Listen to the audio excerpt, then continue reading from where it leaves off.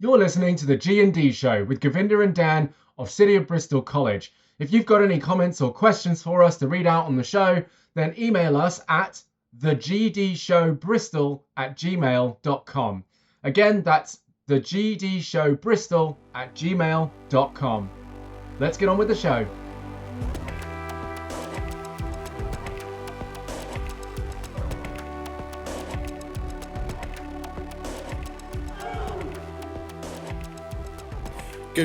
Good morning, good afternoon, and good evening to everyone who's listening to the G&D show, our podcast for the City of Bristol College. I have with me Dan. Hello. And myself, Gigi. And today's topic, we are specifically going to talk about confidence and what it means, and specifically what it doesn't mean as well. Now, if you are listening to this podcast, the principal is on here as well, so you can definitely hear his opinions on what self-esteem and confidence is. So, Dan, would you like to get us started off with perhaps a quote or something? Yeah, for sure.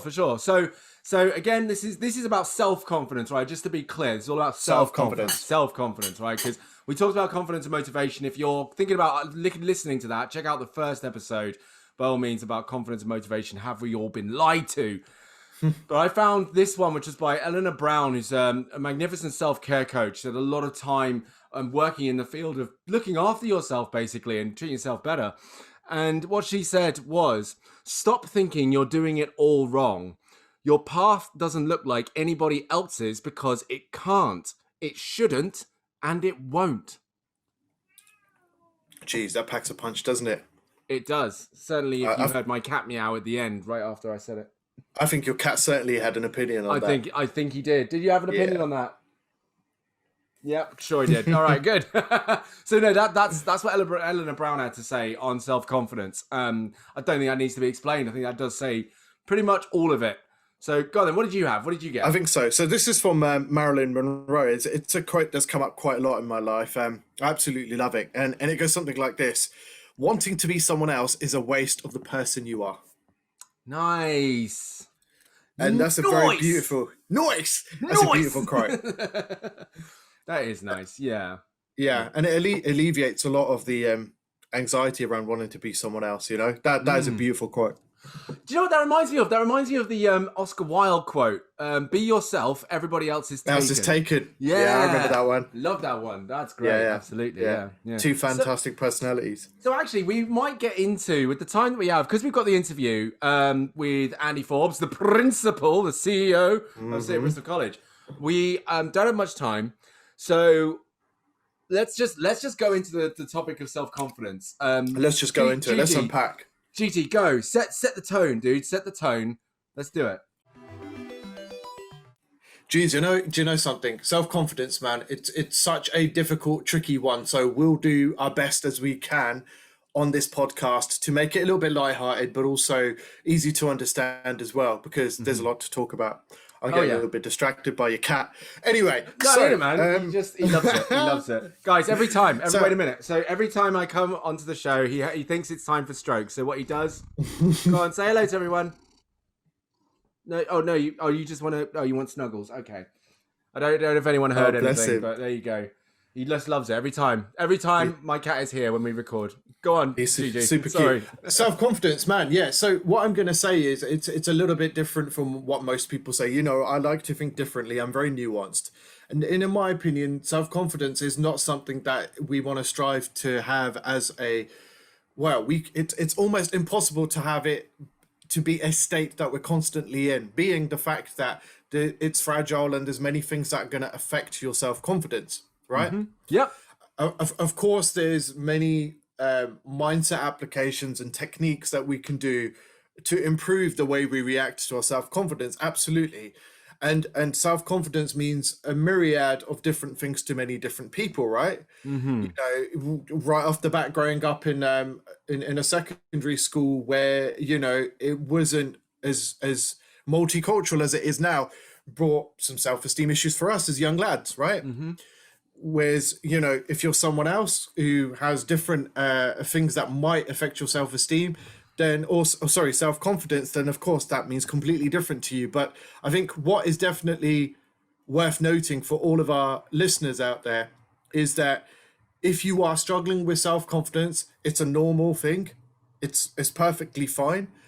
But also, I think there's so much pressure these days that, in essence, we are being sold something to improve our self-confidence, whether it's a product, whether it's a service. But actually, like the Marilyn Monroe quote goes rather beautifully, I think it's high time that we start to accept who we are, because I think acceptance is such a powerful state to be in if you want to make any sort of change. That doesn't mean you don't need to change things about yourself. You don't need to be stuck. But what I'm saying is that the more you accept yourself, and the beautiful thing is you become more comfortable with who you are and life itself, right? And I'm not saying life's always going to be perfect. It never is. There's always going to be something coming up your way, you know, a banana skin to slip up on, as I like to call it, the proverbial one. But I think acceptance, I'm going to keep saying this at the risk of sounding myself, a risk of repeating myself. It's okay to be yourself, to accept yourself and say, well, this is me, right? I don't mean this is me as in, oh, I never want to do any work on myself, or I've got really bad tendencies that I'm going to ignore now because I'm authentic and genuine. That's another topic. But what I mean is just get comfortable with yourself. Like, you're okay. Like, a lot, the way I look at it is as well is with self-confidence is as well. It's an uphill struggle where your mind is constantly playing tricks on you. You're not worthy, you're not good enough, you're not tall enough, you're not this enough, you're not talented enough. And actually our mind is never great at giving us accurate data. It really isn't. So forget about that. So that could be a topic for another time where we do talk about, you know, perhaps mindfulness and mindset to help us control some of these thoughts. But Dan, I'm going to hand it over to you. What's your thoughts on self-confidence? You know, maybe from a personal perspective. I mean, it's funny, how can I put it to my okay, no, let me give you my view on self-confidence. And also, because you've mentioned it a couple of times, I want to make it clear so that the audience aren't getting it twisted about self-esteem and self-confidence. So the reason that we want to make it clear that we're talking about self-confidence here and not self-esteem is because self-esteem is about your sense of your worth to yourself. It's how you see your value of who you are.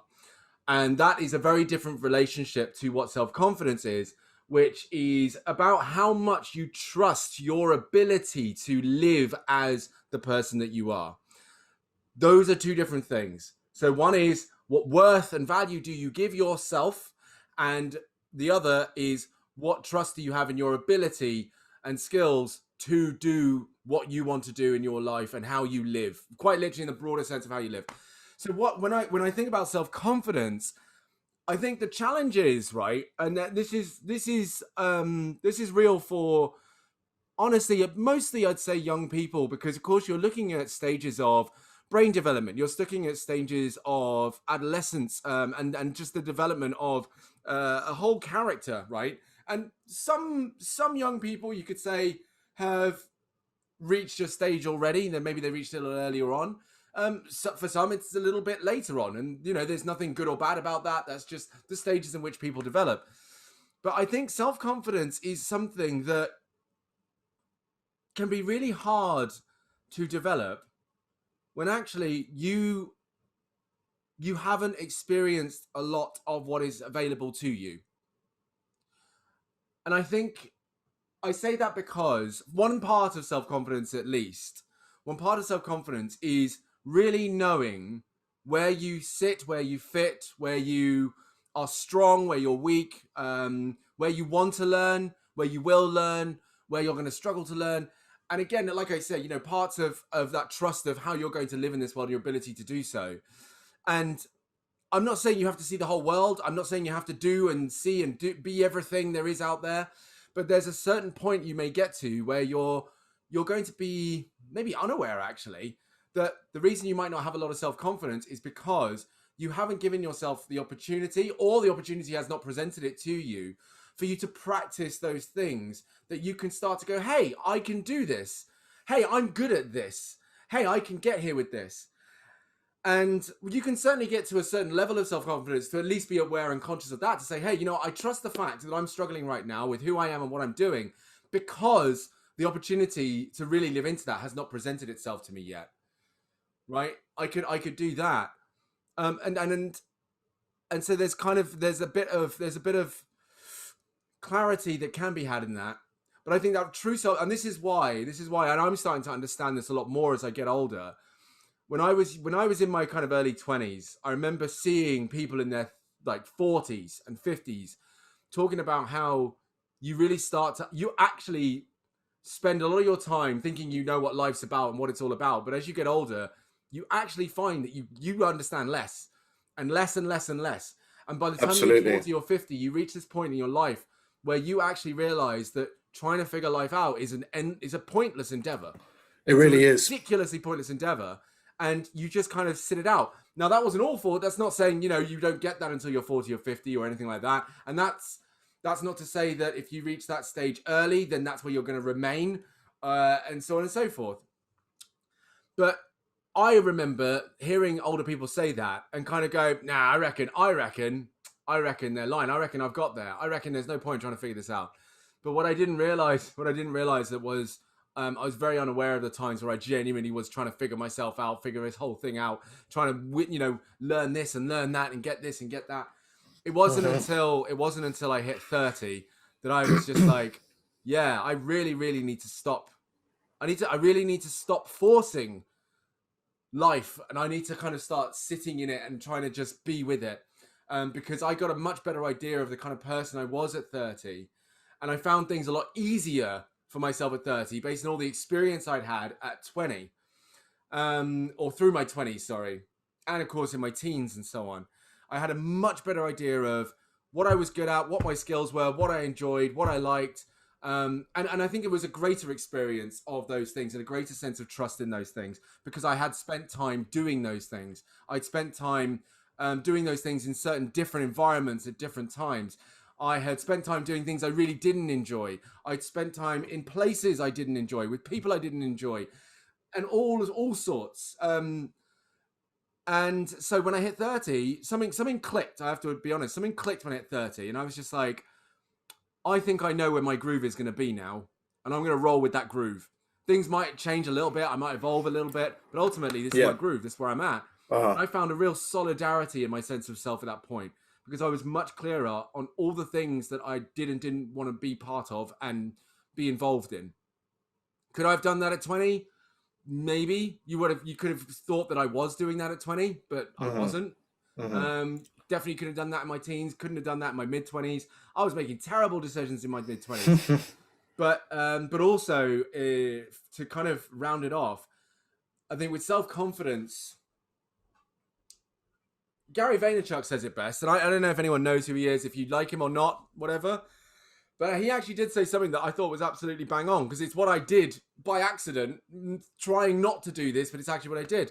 Gary Vaynerchuk's advice to people is always, don't try and make $1 million in your 20s. Don't try and push yourself to become some great success in your 20s. Absolutely. Because you are going to waste your 20s. Your 20s will be wasted. They're going to be wasted.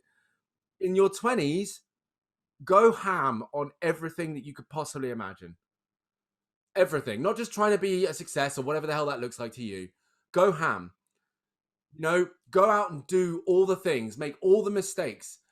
Do all the F-ups. Get it all wrong. Do it all. Do it all. Try and get it right. Get it all wrong. Know that it was a mistake. Have a breakup. Have the best relationship in your life. Go travel somewhere you've never been before. Go live alone. Have a boring job. Have a poor paid job. Volunteer. Do all of the things. Do all of the things. Because by the time you reach your 30s, all of those experiences will culminate into someone that you will identify as the person you were always being, but now you can consciously be and live into. You work hard on being something by your 20s. That time you can spend doing all that stuff. When you are young, and this is another thing that I've got to say, because I was in denial, is your body can do things in your 20s that it will not do in your 30s. It will not. And this is someone who played rugby for 7 years, at school, who's been to the gym many, many times. I've run half marathons in my 20s. I would say been to the gym many times. I would regularly go to the gym. I work out now, but I'm telling you right now, there's things my body will not do now that it used to do. So that's why do it in your 20s, man. Do it. You've got the energy, you've got the time, your metabolism's in check. You are much better at surviving off low sleep in your 20s. Right now, one bad night's sleep, I cannot survive. So that's why. And your self-confidence can be built through all of those things. Absolutely. It's not about the fact that you got low self-confidence because you got something wrong. Your self-confidence is built, like we talked about in the confidence episode. Your confidence is built in yourself by recognizing, okay, that was a mistake I made. What did I do wrong in that moment? And what did I not see was my lacking ability or misplaced ability in that thing that I can now be aware of, that can allow me to understand myself a little bit better. That's what it's all about. It's all about that. How did you move? How did you move in that space? How did you move in that time? Why did you move in that space? Why did you say that? What was that entail of? What were you trying to achieve? Constantly. And eventually you start to understand. And if you know, I'm not saying it happens at 30 for everyone. I recognize the pattern for people who became 30 years old. And you know, I saw a lot of people with a switch going when they turned 30. But some people it's 25, some people it's 35, 45, some people it's 70. I mean, there's a momentary a certain amount of panic when you come towards the end of your 20s that really does, you know, spark that off. You know, it's a mixture feeling of existential crisis. What am I doing here, as in purpose?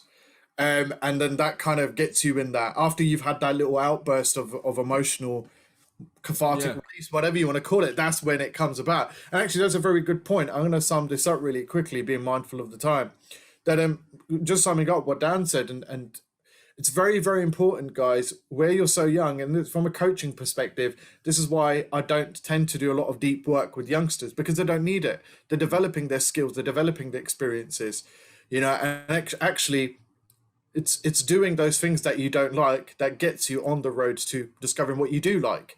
So how are you supposed to know what you like anyway? How? You're supposed to do things you dislike, right? They're both in tandem, in relationship with each other. And I used to beat myself up a lot, especially in my mid-20s. It's like, oh, why am I doing stuff that I don't like? I clearly don't like this thing. But then I was like, what do I like? And that wasn't clear. So do it. Whatever you get, whatever you can do, get the experience under your belt. I 100% agree with Dan with that at this stage. Just get the experience. You can look back at it and laugh at it and, you know, whatever it was. So... yeah, that's it really there. No, sure. There's an addition, and it popped into my head as well, because it's like you say, you hit 30. It's so real when you hit 30 and you kind of have it feels like what a midlife crisis might be, but it's not a midlife crisis, because you're like, oh my God, I'm 30. Like, what is my life? Blah, blah, blah. And I definitely went through that as well, but it wasn't much time later. And I'll tell everyone listening right now, I've had at least one chance where I could have gotten married, 2 chances where I could have had children. And I say chances in relationships, right?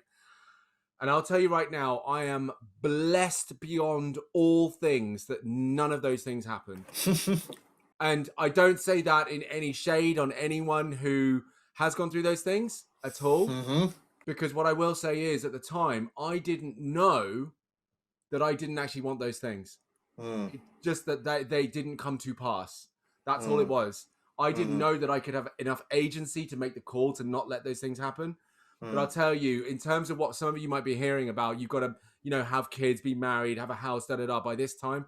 I'll tell you right now, at the age I'm at, past 30, I am so damn grateful that I do not have any of those things. Yeah. Because I couldn't do what I'm doing now. I probably would not be as happy as I am right now if I'd done those things. Yeah. And I can say that for a fact, based on the person I was, based on the people I was around who weren't bad. They weren't bad, but I wasn't the person I enjoyed being, which meant I attracted people that technically weren't the best people for me. So yeah, it was not that they were bad people at all, but I would have literally dug a total grave right from A to B in my life if I'd done any of those things. It would have been brutal. So I'm blessed. So again, that self-confidence thing that you want to build, explore, have fun, and forget about the fact that you need to be at this point in your life at this point. forget about it. Forget about it.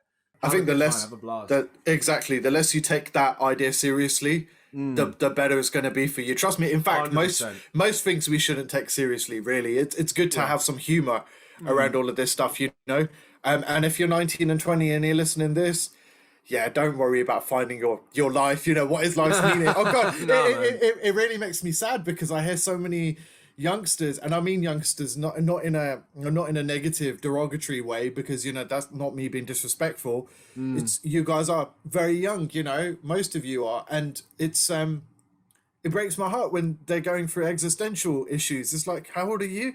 You shouldn't be going through you shouldn't even be thinking about that stuff yet. Leave that for later on in life, you know. Man. Yeah. So if you do want to go that way, and I respect some people might have that inquisitive nature about them already, regardless of their age, you know, and that's okay, you know.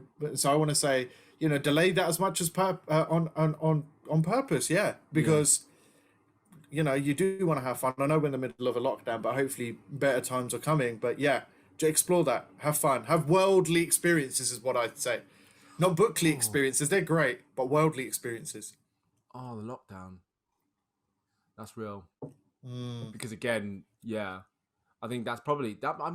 I wonder that email in if this is something that might make sense to you if you're listening to this right now. Do any of you guys listening feel like lockdown has actually forced a pause on your life where you are feeling under pressure because you feel as though you're supposed to be at a certain stage in life at a certain time, at a certain age, but quarantine lockdown is actually stopping that from happening? Because if that resonates with you, if you hear that and that's like, actually that feels about right, that I feel stressed because I'm supposed to be doing this at this age and this at this age and yada yada, but quarantine's in the way, then I think that's exactly what Gigi and I are talking about right now. Correct, 100%. Is like, forget about it. Like, don't forget about it. I don't mean disrespect. I'm saying, please, do not worry about that to your best ability. That you wouldn't believe how many people out there do not care in the slightest about what you're doing at what stage in your life. And the people that might make comments about, oh, you're this age and doing that, bun them, because they're just literally all they're doing is playing by that rule that no one actually enjoys, that only works for the people who it works for. That's it. That's for it. Sure. That's literally it. So, and if they're throwing shade at people for not living up to that standard, then that kind of shows that they're not enjoying it either. So literally, throw it away, man. In fact, they're probably deriving meaning for their life at the moment because they have no meaning by doing that. Yeah. It's so funny how the mind looks for meaning. This is what I always say to people: be careful with what meaning you assign to your life. Yeah, you know, because it can become your identity, and that's not necessarily, you know, authentic, quote unquote. No, it's not. It really isn't. It's not. It's completely arbitrary, and I mean that. Sorry, when I say that, it's totally made up. Where these rules came from, I don't know, but they are trash. They're so trash. So let them go. And I want to make sure it's clear. I say this because of the amount of pressure I know I put myself under for not being at certain points in life, and then realizing that actually I'm much happier not living by them, and then watching other younger people do exactly the same thing to themselves, and I'm like, yo, put it down. Put it down. I know it's hard because we've been drilled it into us, and we'll feel like the world will cave in and people will point and laugh if by 25 we haven't got we haven't been married or something like that. But chill out. Like, really, no one cares. Really, no one cares. It's true, isn't it? It's so true. And then how much mental energy we expand and waste upon that. I don't mean waste as in it's pointless, because remember, for every person who might want to follow those rules and get married, there's probably 10 other who don't agree in marriage. And I'm only using that as because universally everyone kind of understands what marriage is, you know? Yeah. But there's more and more people who are coming out now who said they don't want that, and that's fine. So you've got to understand, yes, times are changing as well. And if you're able to accept that, again, it's all about acceptance, you know, then you're able to move forward with that and make those informed decisions for yourself if that's where they are at that stage. Because of course they can change at some point in your life as well. we wanted to do a bit of self-promotion. So in the middle of this episode and through other breaks, I'm going to tell you about the other services that we offer at the college, because it's not just the podcast. Some of you know this, but some of you don't. So as catch-up coordinators, Gigi and I also run group sessions on Teams. I do these Mondays, Wednesdays and Thursdays at 4 p.m. in a classroom on Teams. Gigi's a little bit more flexible, and he has a timetable that you can book him in on so that you can have these group sessions run for your learners, or of course for you, if you're a learner, you're interested in running one of these sessions. Now, this is called The Other Subject, all designed by Gigi himself, and they're topics that teachers, unfortunately, cannot deliver because they just don't have the time. It's not that they don't want to, they just don't have the time. So it's stuff like time management, financial management, relationships, communication, finding out a bit of your purpose, understanding what you maybe want to do with your life. All of these sorts of workshops and more are available through The Other Subject. If you're interested in that, then contact us at thegdshowbristol@gmail.com. If any of what we've said has really connected with you in a big way as well, and you're thinking, do you know what? I reckon I need some of these guys' magic because I want to find my own magic and live it into my life, then Gigi and I also do one-to-one conversations. And we do these on Zoom, we do these on Teams, we do these face-to-face when this lockdown is lifted. But again, if that's what you're interested in, drop us an email at thegdshowbristol@gmail.com. We both look forward to hearing from you. Let's get back to the show.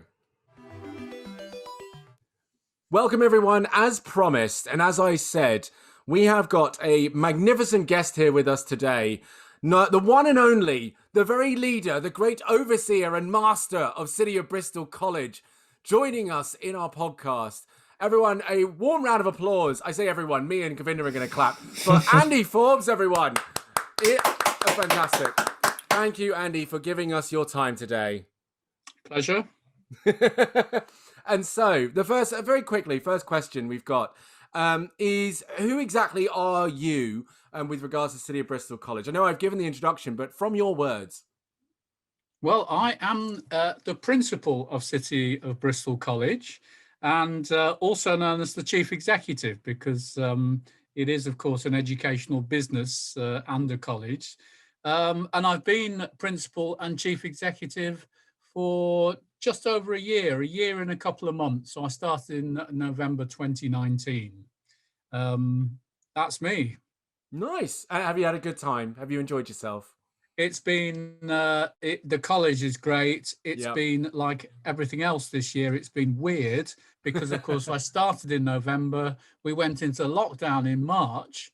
And since then, I've been spending quite a lot of my time working from home. So I really haven't had the normal experience that you'd have if we didn't have a pandemic. But then I think everybody can say that, can't they? So, I think it's fair to say yes, absolutely. Yes. Yeah, for sure. Okay, then. So then, being the CEO and the principal of City of Bristol College, what does your day-to-day look like? It's a very good question. And once I had to answer this when my 14-year-old daughter said, "What exactly do you do at work, Daddy?"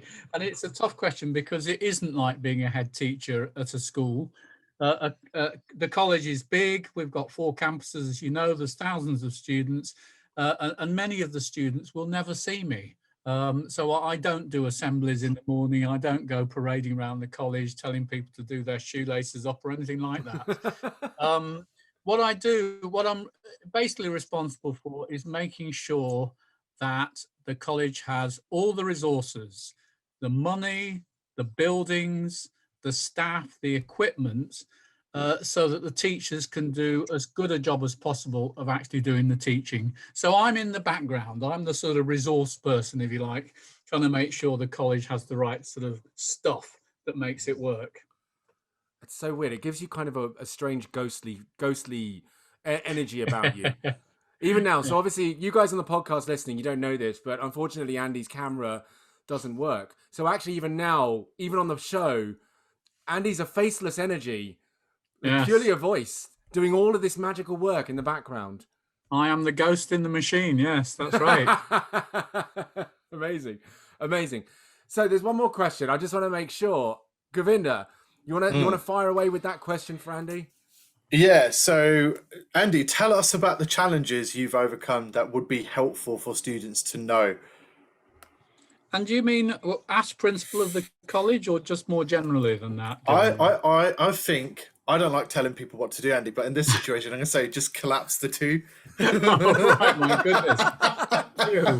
Give us all of it, Andy. All of it. All of it. All the little nuggets, the golden nuggets. Well, it takes a while. You work your way up the career ladder. I actually started as a secondary school English and drama teacher many years ago. So I did 5 years working in secondary schools and really enjoyed it.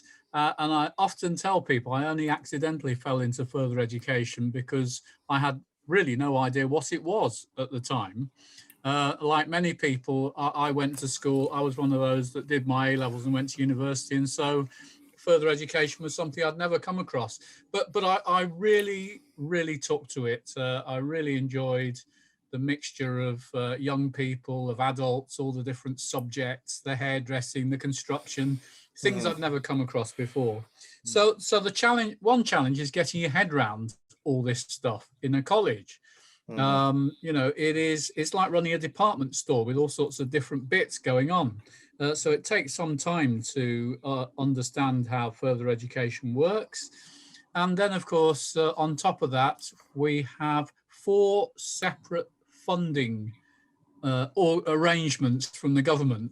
We have separate funding for apprenticeships, we have funding for young people, we have funding for adults, we have funding for higher education. So again, you have to get your head around all these different things. And I have to say that the government, whether it's Labour, Conservative or whoever it is, tend to make things more complicated rather than less complicated in my experience.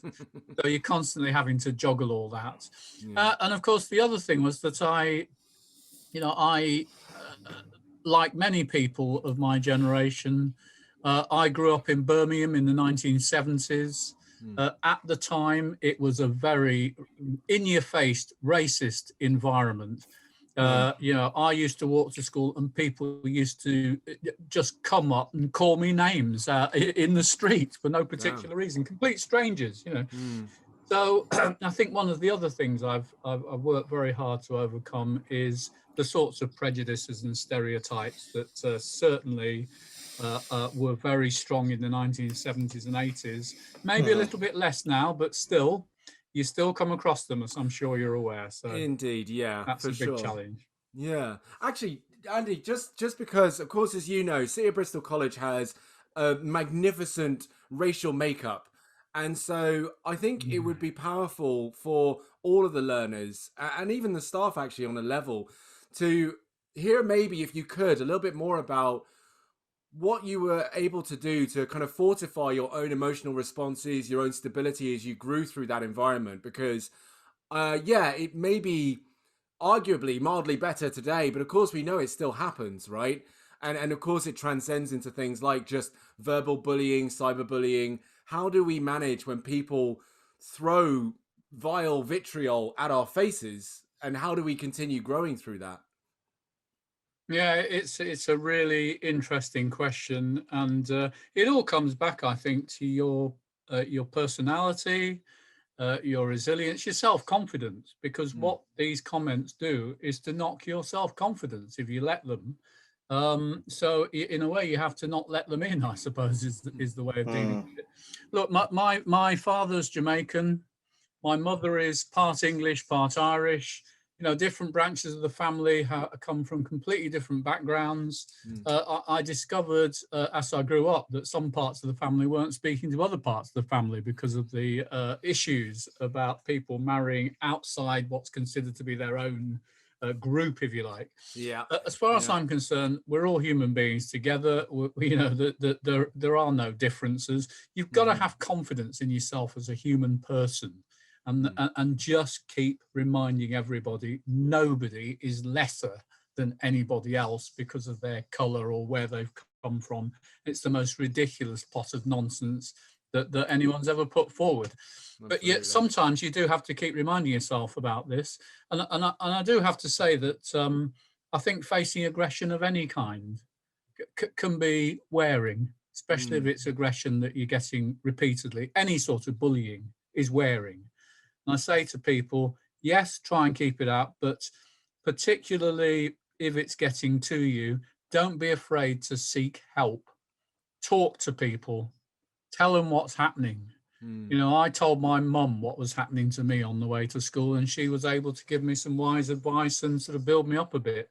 But so I think it's very important that you don't sort of suffer alone, if you like, and that you talk to friends and family and say, this is what's happening.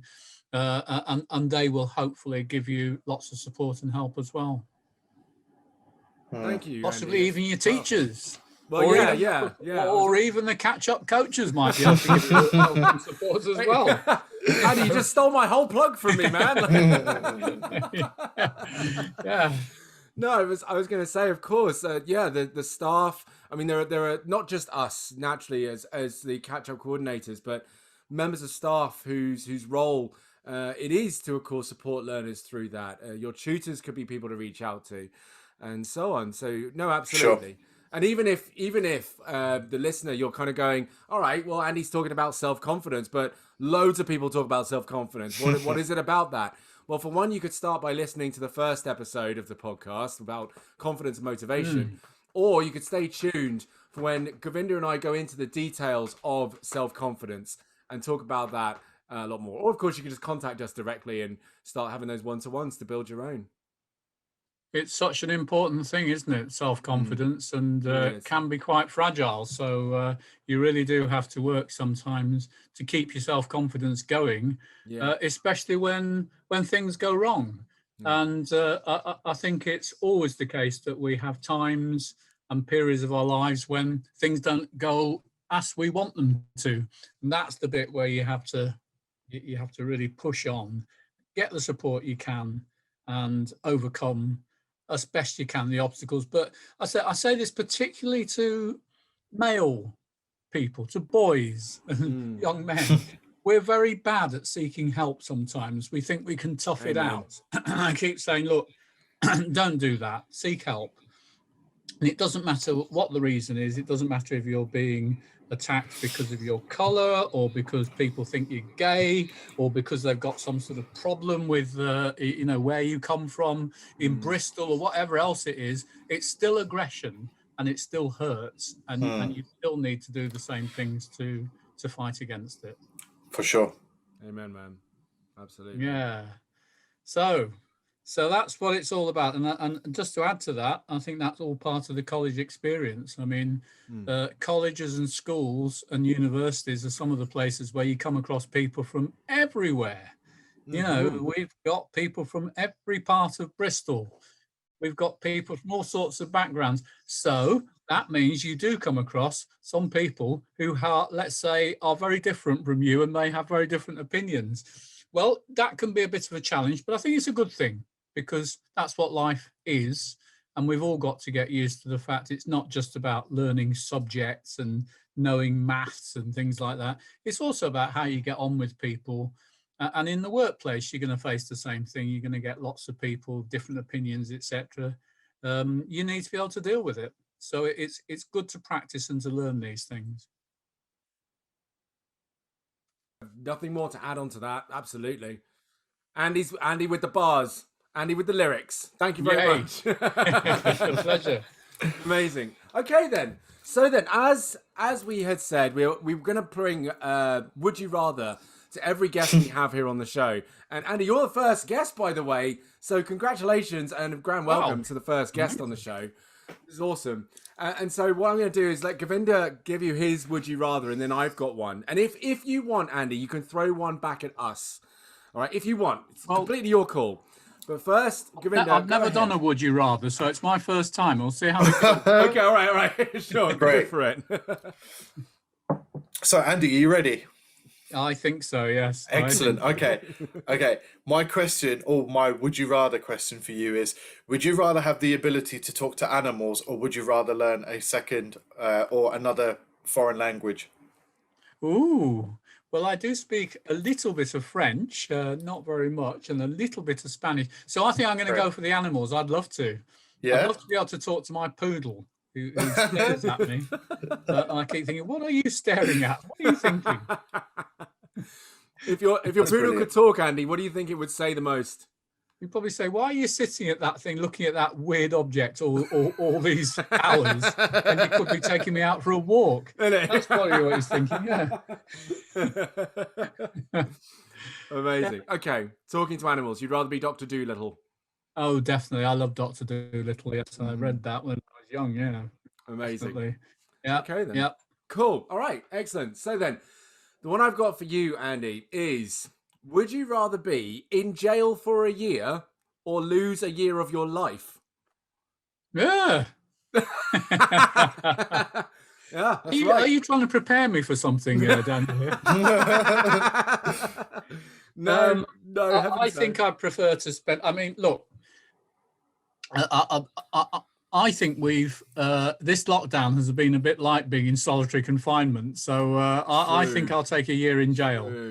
We've had some practice, I think, and I like life. You know, I enjoy life. So a year in jail might be a pain in the neck, but hopefully, you know, people will leave me alone. I can get on, do some reading, you know, watch telly, paint, do something or other. At least I'll be still alive. And at the moment, I'm enjoying life. I don't want to give any of it away to anyone. So there we are. All right. Okay. I'll go for jail. All right. Well, there you go, everyone. Andy would rather go to jail. There it is. You heard it here first. Quote, college principal says he wants to go to jail. Yeah, right. Oh my God!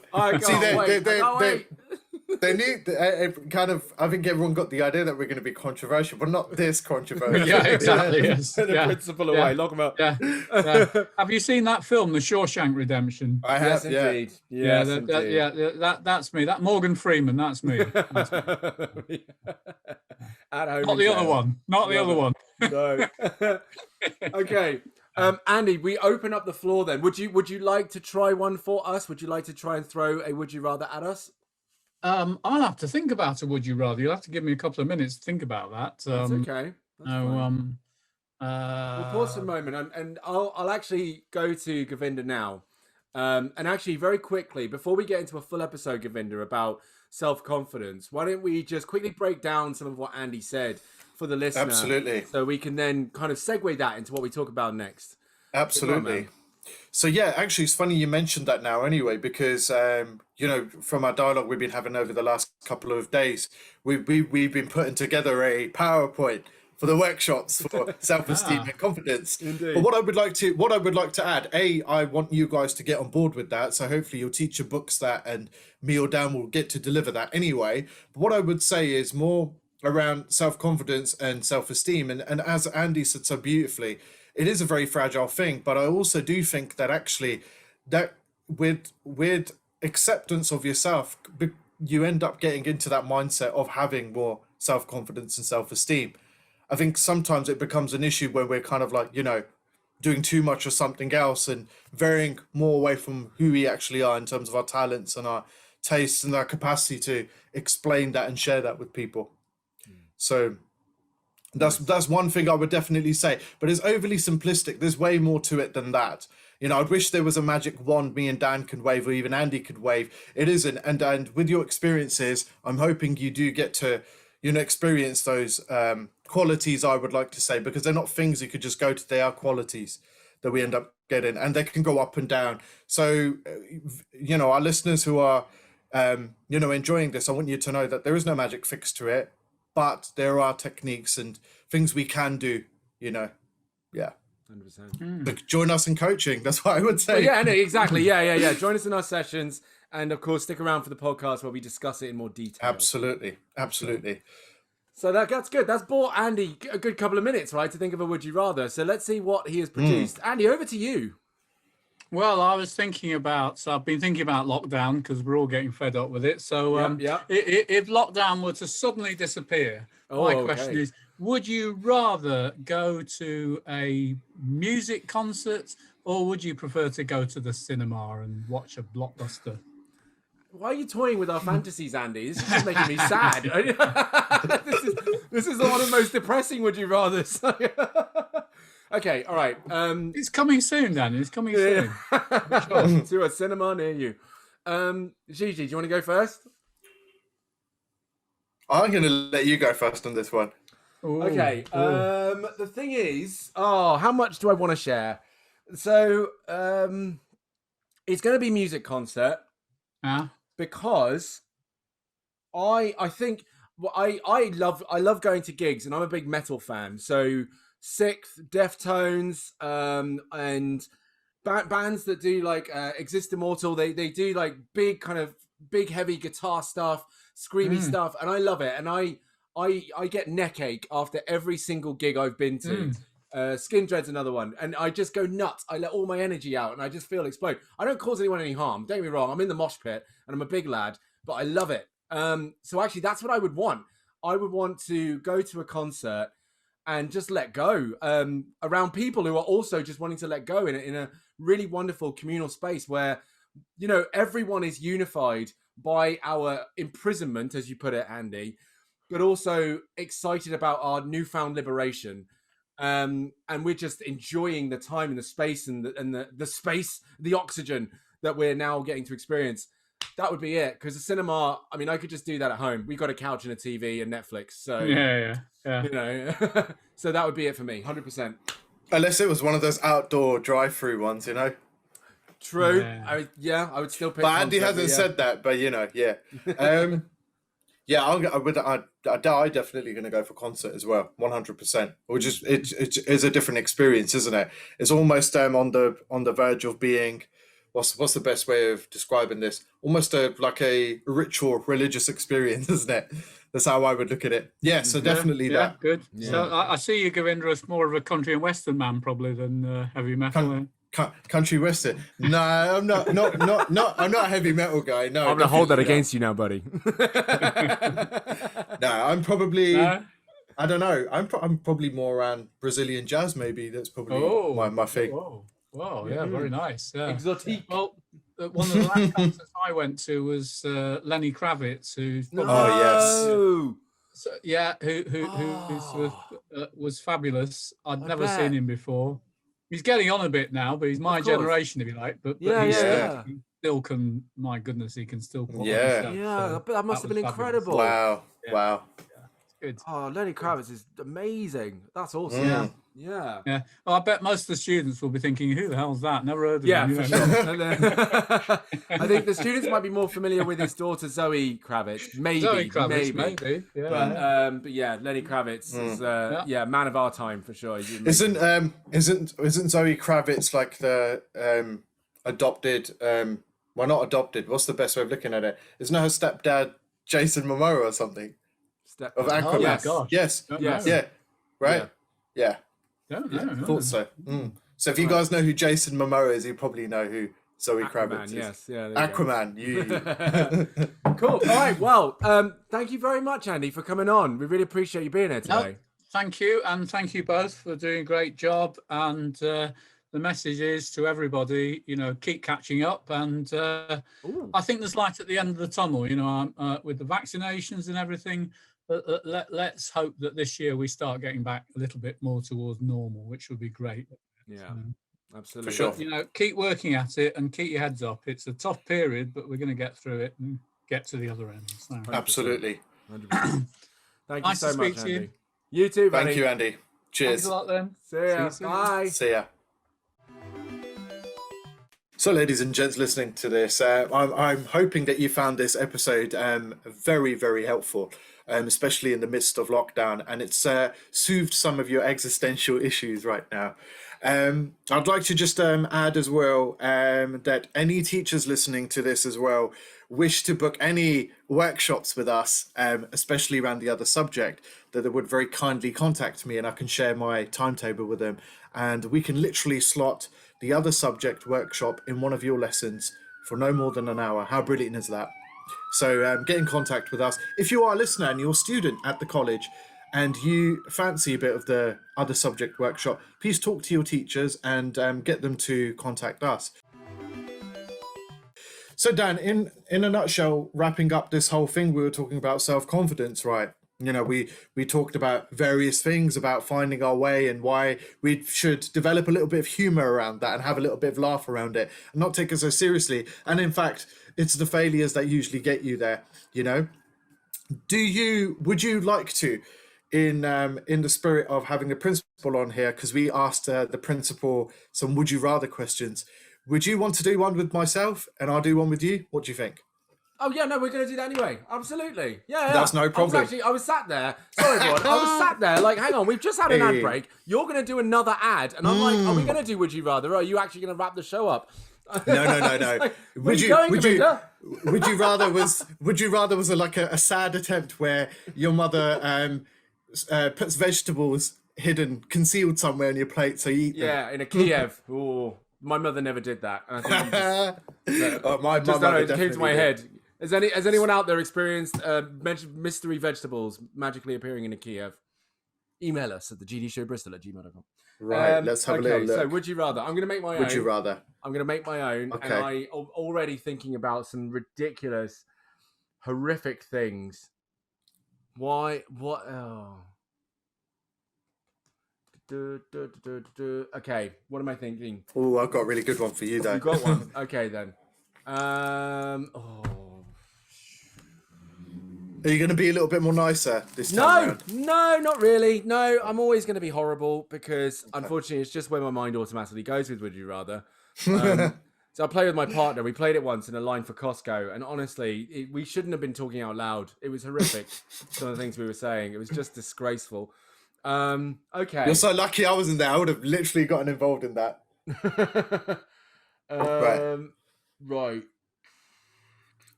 Do you want to go first? Because I'm still thinking about I'd go other first. Would You Rathers for me. Go on. Yeah, this one is almost with you at mind. Okay. Oh, okay. Would you rather, Dan, have a rewind button or pause button on your life?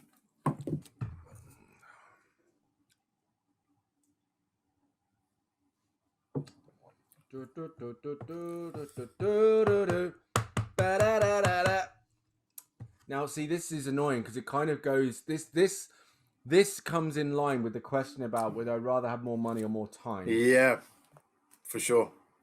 That was asked previously. While you pondered that, this reminds me of that really sad movie by Adam Sandler. Click. Click. Yeah, he's got remote. I haven't seen it. I never saw it. No, it's not sad as in like emotionally sad as in it was pretty pathetic movie. Sorry if there's any Adam Sandler fans out there. So it's not sad. It's just a terrible film. It's just a terrible movie. Right, It's one of those. It's one of those movies you have on in the background when you can't sleep. You know. Right. Okay. Okay. Sure. Oh, lordy, lordy, lord. Would I rather have a pause? Rewind or pause? I would rather. Oh, it's so hard. The thing is, okay, let me explain the thought process. Is pause is great.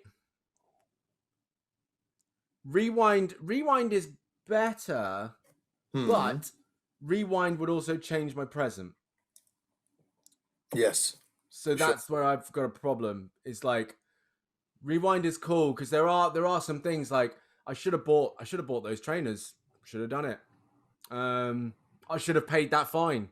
I just should have paid it. That would have been a better thing for me to do.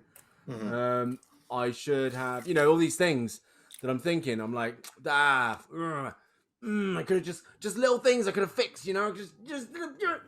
But at the same time, I don't know what my life would be had I done those things. I don't think it all would have worked out the same. Yeah. So I'm going to have to say pause. Pause. Live with my mistakes, live with my errors, and I shall revel in the greatness that I have become because I cannot think of alternate universes where I am as satisfied with what I'm doing as I am now. Great. Yeah. Because it's safe to say you might not even be here if you had the rewind button. So Hey. I could Good rewind stuff. and die, which sounds like a really interesting film, Okay, then. Right. Would you rather hold inside your mouth for 30 seconds a tarantula, full-grown tarantula, Okay. or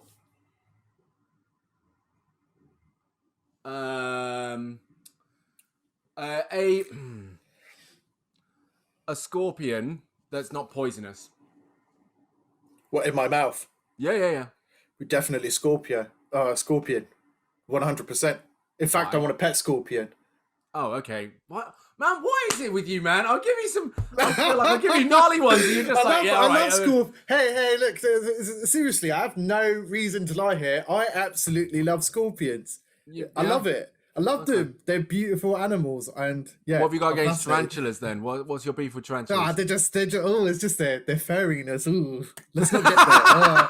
I'll tell you what that brings up for me. It's kind of like that. It's completely the opposite texture, but it's almost like it gives me the same sort of feeling and sensation and creepiness when someone like when your teacher would scratch the whiteboard. Do you know that kind of thing? Oh, right. Okay. I don't know how. Yeah, I don't know how. Yeah, but, okay, fair enough. Yeah, and yes, we had whiteboards back in the day, so. Oh god, yeah. Yeah, we had no, blackboards. You mean blackboards? Blackboards. Sorry, yeah, the whiteboards were bad, but they just weren't as Then health and safety came about, and they're like, let's get rid of them. Yeah, but exactly. I love Scorpios. I love scorpions. Period. One of my favorite animals. Well, there you go. That was a waste of my time. Yeah, I should have gone with the birth one, to be honest with you. I'll stick with that next time. Probably. Yeah, I will. Next week, guys, Gigi's gonna would you rather with birth. I'm gonna do it. No. Next week I'm gonna turn up. Next week I'm gonna turn up with my pet Scorpio and be like stroking it as we do the podcast. Unreal. How about that? Unreal. I know. All right then. Well, I guess that's that. That's that.